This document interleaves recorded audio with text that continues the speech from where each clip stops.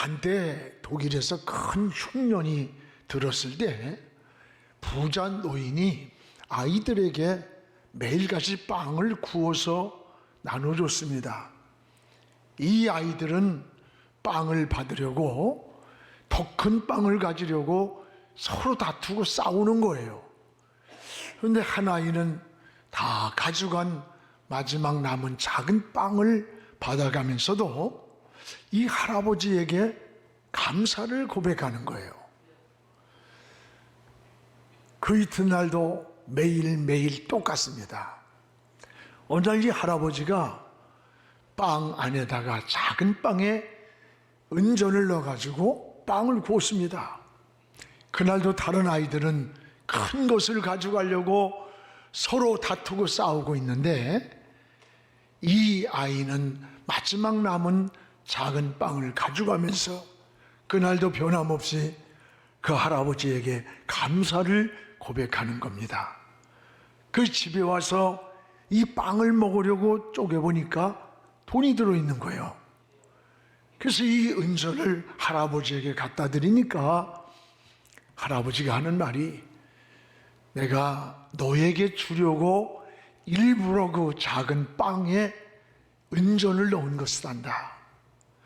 다른 아이들은 다 큰 것을 갖지 못해서 불평하고 원망하면서 가지고 가는데 너는 제일 작은 빵을 매일 가져가면서도 나에게 감사하다는 말을 하는 너가 너무 감사하고 너무 마음이 감동해서 너에게 주려고 이 빵에다가 은전을 넣은 것이라고 너 가져가라고 하더랍니다. 그렇습니다. 여러분, 인간의 가치가 뭡니까?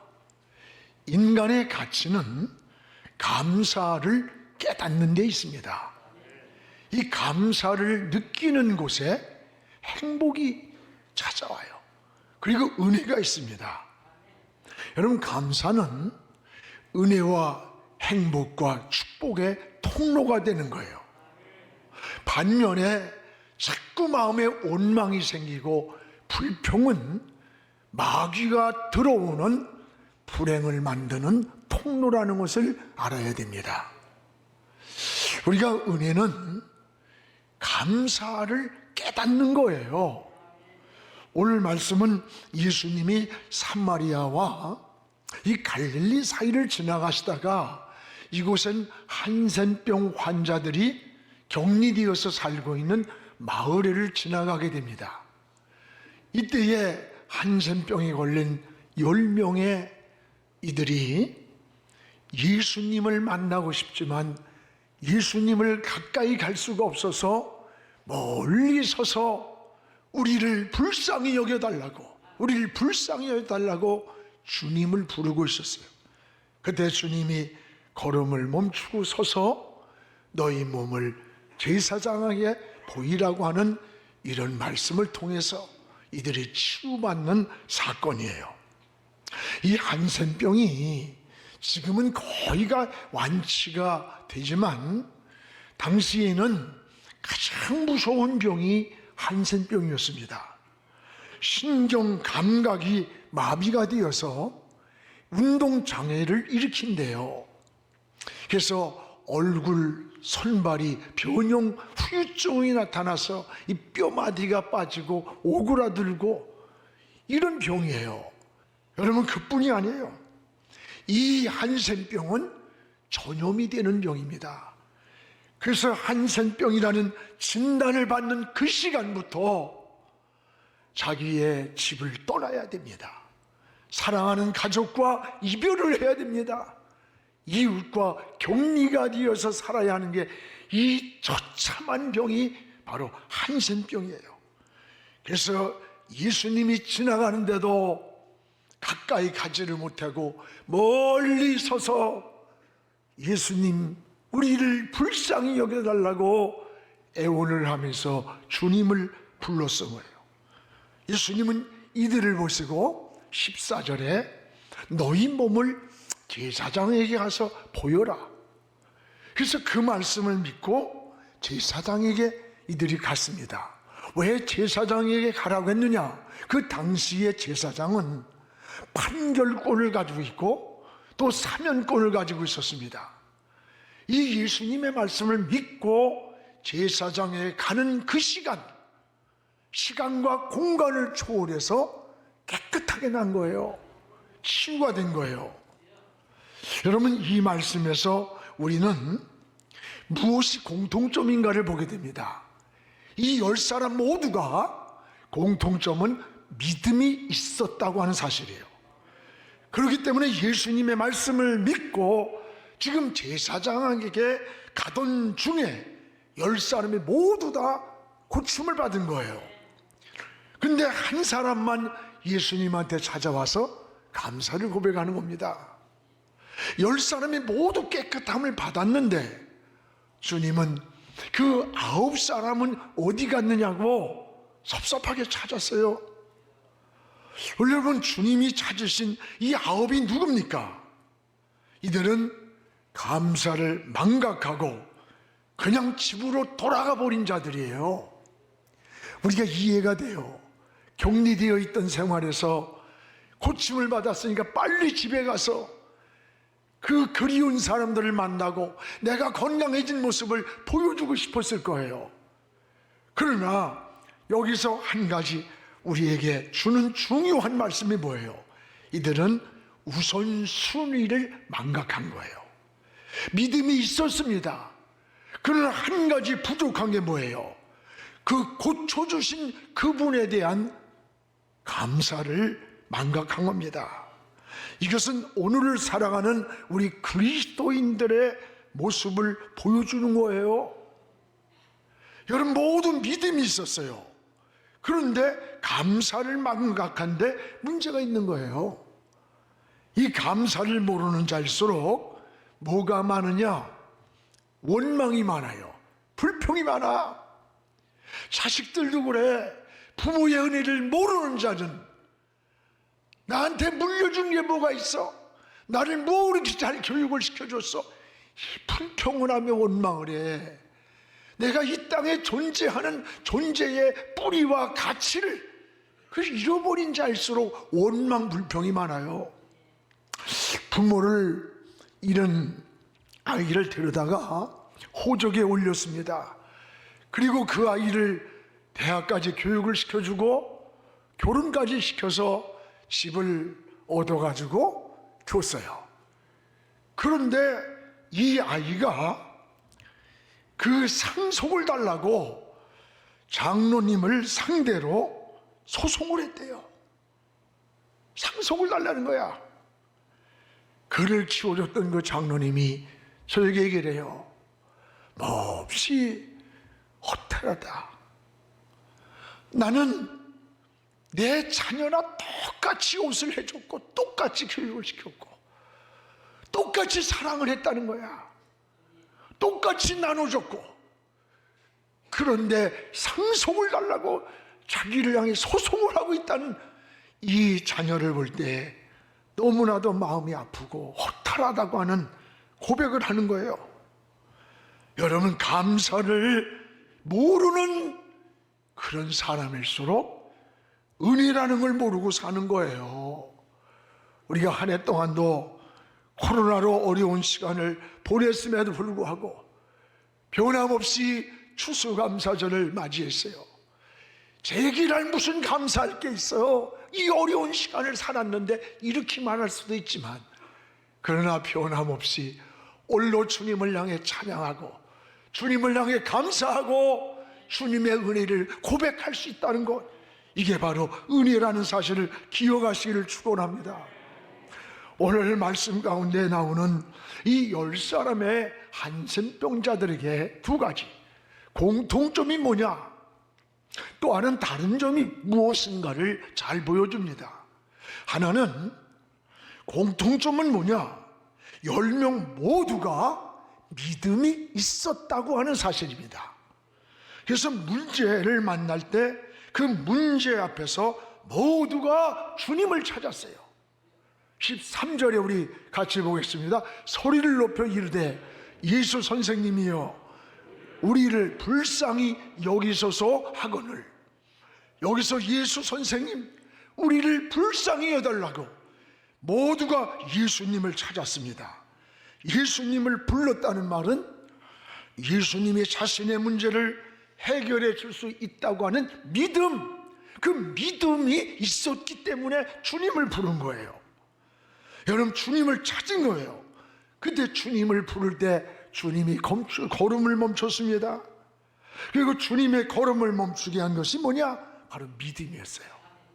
14절에 보시고 라는 말씀이 나와요. 이 보셨다는 것은 주님이 단순히 그들의 질병이나 문제만 보셨다는 말이 아니에요.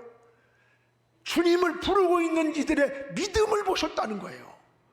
그 믿음을 보시고 이들의 문제를 고쳐준 거예요. 해결해 주신 거예요. 이들은 믿음이에요. 믿음. 제사장에 가서 확인하라고 할 때 주님의 말씀을 믿고 가는 도중에 시간과 공간을 초월해서 하나님의 치유의 역사가 나타났어요. 여러분, 신앙생활에 가장 중요한 게 뭐라고 생각돼요? 헌신입니까? 많은 기도입니까? 그것보다 더 우선순위는 뭐냐? 믿음이에요. 믿음. 믿음이 없이는 히브리 11장 6절에 보면 하나님을 기쁘게 할 수가 없다는 거예요. 오늘 비록 주님께 가까이 가지 못하고 있는 현실이었지만 인생을 포기하지 않고 주님을 부르며 불쌍히 여겨달라고 하는 이 부름이 뭐예요? 바로 이게 믿음이에요. 여러분, 믿음이 있는 사람은 희망이 있습니다. 사람은 절망하지 않아요. 인생을 살다 보면 좋은 일만 있는 거 절대 아니에요. 때로는 예상치 못한 질병도 찾아옵니다. 사고도 찾아옵니다. 실패도 만나고 고난도 찾아옵니다. 이럴 때 여러분, 낙심하고 포기하는 것이 아니에요. 하나님을 찾는 거예요. 이 바로 믿음인 것입니다. 오늘 여러분, 주님의 말씀을 믿고 가던 도중에 이들이 문제가 해결됐어요. 제사장에게 가다가 깨끗함을 받았어요. 여기서 진정한 신앙은 뭐냐? 하나님 말씀을 믿고 행동하는 거라는 거예요. 오늘 사랑하는 여러분, 이 추수감사절에 여러분의 믿음을 다시 한번 점검해 보시기 바랍니다. 믿음이 입으로만 말로만 주여 주여 하고 막상 환경이 문제가 다가올 때, 내 앞에 장애물이 나타날 때 우리는 얼마나 믿음의 행동을 하고 있습니까? 믿음이 행동화될 때 하나님의 역사가 일어났던 거예요. 여리고성을 보십시오. 여리고성을 도우려고 할 때 우리가 성지순례를 가보면 지금 그 성문 입구는 가보잖아요. 가보면 그 돌로 싼 성벽이 있어요. 그리고 그 성을 지키는 자들이 안악자손들이에요. 장대 많은 자들이. 그런데 여리고를 그냥 돌라는 거야. 망치로 한마로 치든지 대포를 쏴서 뭐 무너뜨리는 게 아니에요. 돌라는 거야, 돌라는 거. 여러분, 믿음이 뭐예요? 우리 이성에 안 맞아요. 우리 생각에 동의가 안 될 수 있어요. 그런데 하나님이 돌라고 하니까 이스라엘 백성들은 매일 한 바퀴씩 들고 일주일 동안을 들고 마지막 날 7바퀴 들고 양강나팔을 부는 그 시간에 망치 소리 한 번 안 내고 그 여리고 성이 무너진 거예요. 이게 믿음이에요.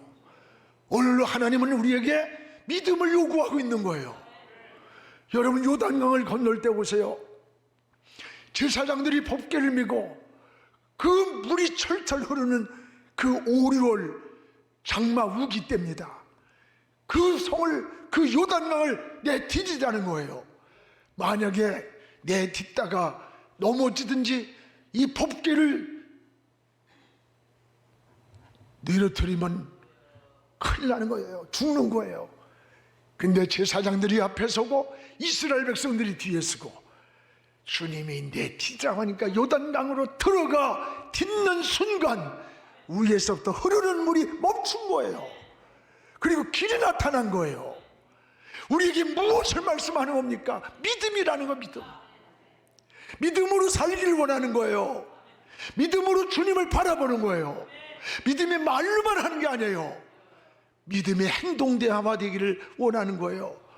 오늘 주님의 말씀을 믿고 지금 제사장에게로 가는 도중에 하나님의 역사를 경험하는 겁니다. 오늘도 사랑하는 여러분, 우리가 우리 믿음 속에 가장 중요한 것은 항상 자신의 믿음이 중요하다는 걸 알아야 돼요. 자신의 믿음. 그래서 주님은 내 믿음대로 되라, 네가 믿느냐라고 말씀하셨어요. 오늘 사랑하는 여러분, 내 믿음이 너를 낫게 했다, 내 믿음대로 되라. 오늘 여러분 믿음의 사람이 되기를 주의 이름으로 축원합니다.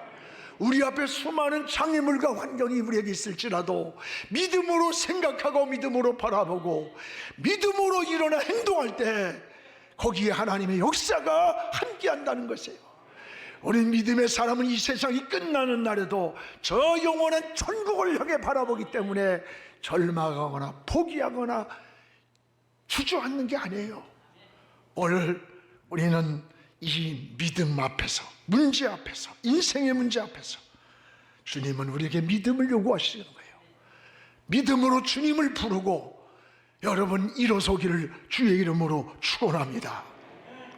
또 하나는 이 믿음만이 전부로 끝나는 게 아니라 오늘 말씀에서는 너희가 가진 그 믿음 위에 우리가 감사를 더하기를 원하시는 거예요. 감사하기를 원하시는 거예요. 여기에 주님은 감사를 망각한 아홉을 찾는 모습이 17절에 나와 있어요. 우리 같이 한번 읽어보겠습니다. 17절을 같이 한번 읽어보세요. 여기에 10명이 다 고침을 받았는데 한 명만 주님께 와서 고백할 때 주님이 뭐라고 그래요? 다 10사람 똑같이 늘 고침받았는데 그 9은 어디 갔느냐? 그 9은 어디 갔느냐는 거예요. 여러분, 신앙은 믿음으로 끝나는 게 아니라는 것을 알아야 돼요. 믿음으로 멈추는 게 아니에요.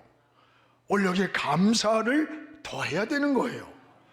9은 믿음이 있었습니다. 그러나 이들에게 한 가지 없는 게 뭐야? 감사가 망각된 거예요. 우리의 신앙도 이와 같습니다. 어렵고 힘들 때 믿음으로 하나님 앞에 나옵니다. 믿음으로 하나님을 찾아요. 근데 문제가 해결되고 나면 우리는 그 감사를 망각해버릴 때가 너무 많아요. 오늘 여러분 감사를 회복하시기를 축복합니다. 우리 그리스도인들은 적어도 3가지의 감사를 늘 고백해야 돼요. 하나는 구원받은 은혜를 감사하는 겁니다. 이스라엘 백성들이 애굽에서 양의 피를 문설주에 발라서 그들을 구원해 주었던 유월절, 이 유월절의 역사를 그들은 늘 기억하면서 하나님 앞에 유월절의 예배를 드렸어요. 유월절이 뭐예요? 사망에서 넘어가 생명을 보호해 주신 이 귀한 날, 오늘 예수 그리스도의 십자가의 보혈로 우리의 생명을 사주시고 우리를 건져주시고 하나님의 자녀 삼아주신 이 구원받은 것, 이게 우리 그리스도인들은 첫 번째 감사가 돼야 되는 거예요. 지금까지 이 시간까지 살아온 것, 이걸 감사하는 거예요. 우리는 감사의 조건이 없는 게 아니에요. 감사를 깨닫지 못하는데 문제가 있는 겁니다. 지난번에 집사님이 수술을 하고 퇴원을 했어요. 저는 30년 동안을 한 번도 주일을 빠진 적이 없다는 거야. 이게 내 의지와 결심과 노력이라고 생각했대요. 근데 주일날 아침에 벼랑간에 막 복통이 일어나면서 응급차가 와서 응급실로 들어갔어요. 중환자실에 들어갔어요. 주일날인데 중환자실에서 설교를 들을 수가 없어요. 방송도 볼 수가 없었어요. 퇴원하고 나서 보니까 지금까지 내가 30년을 주일을 하나님 앞에 지킬 수 있었던 것은 내가 건강해서가 아니고 하나님이 지켜주셨다, 하나님이 은혜 주셨다, 하나님의 은혜라는 것을 그때 깨달았다는 거예요. 맞습니다. 우리가 지금 살고 있는 것이 하나님의 은혜라고 고백해야 됩니다. 감사로 드리는 기도가 최상의 기도라고 했어요. 감사로 드리는 예배가 최상의 예배입니다. 그래서 시편 50편 23절에 감사를 제사를 드리는 자가 하나님을 영화롭게 한다고 했습니다.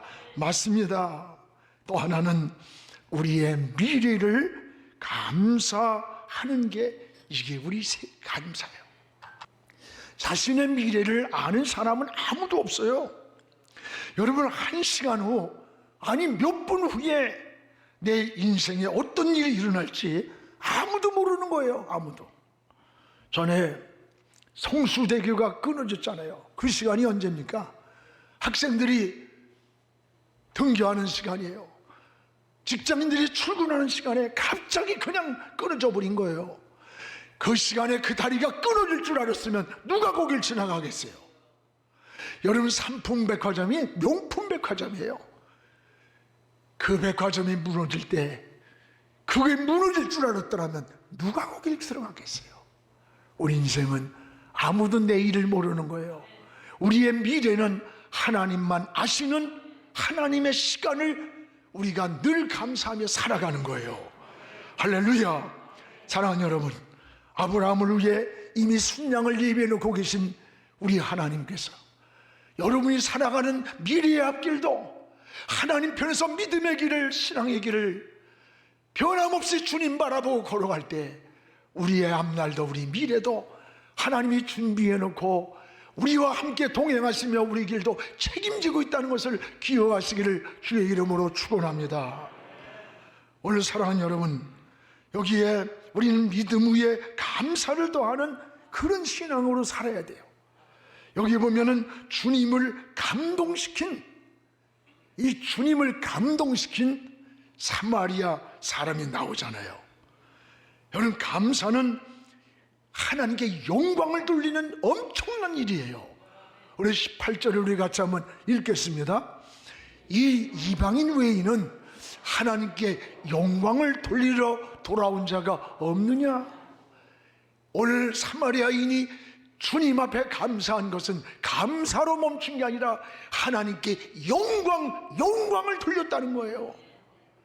우리를 지으신 하나님의 목적, 하나님 영광 받으려고 지으셨는데 믿음을 가진 사마리아인이 주님 앞에 감사를 고백하는 시간에 하나님께 영광을 돌린 것이다.